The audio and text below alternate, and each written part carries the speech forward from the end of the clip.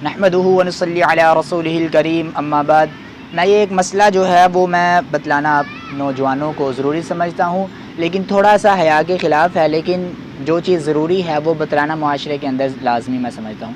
बात यह है कि जब निकाह होता है लड़के और लड़की का, तो निकाह के दौरान पहली रात जब हम बिस्तरी हकूक़ ज़ौजियत जब अदा किए जाते हैं, तो अक्सरियत नौजवान ये देखते हैं कि ब्लड निकला है या नहीं निकला।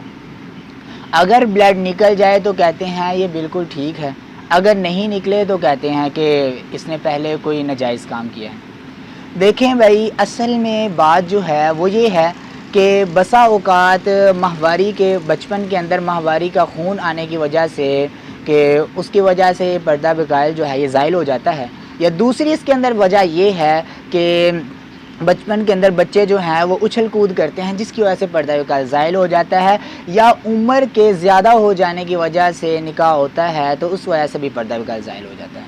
तो इस सूरत के अंदर नौजवान हज़रात जो हैं ये तलाक़ें बहुत ज़्यादा होती हैं, तो लिहाजा इस पर गौर तलब किया जाए कि असल में बात यह है, अगर आप पाक हैं तो आपकी आने वाली जो बेगम है वो भी पाक है। तो लिहाजा इस चीज़ की तरफ फोकस ना किया जाए कि ब्लड निकलेगा तो फिर ही वो पाक दामन होगी, नहीं निकलेगा तो फिर वो पाक दामन नहीं है। लिहाजा ये बसा औक़ात उम्र की वजह से होता है, ज़्यादा होने की वजह से निकाह, तो लिहाजा ये इतना कोई इशू नहीं है।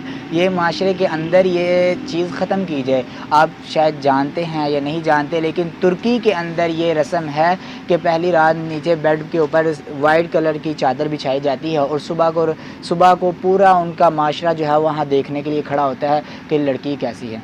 तो लिहाजा इस पर गौर तलब किया जाए। ये बात दुरुस्त नहीं है कि, और लड़की की इज़्ज़त की भी बात है, और हमारे माशरे के अंदर ये बहुत सी तलाक़ें जो हैं इस पर होती हैं, तो लिहाजा इसके ऊपर गौर किया जाए।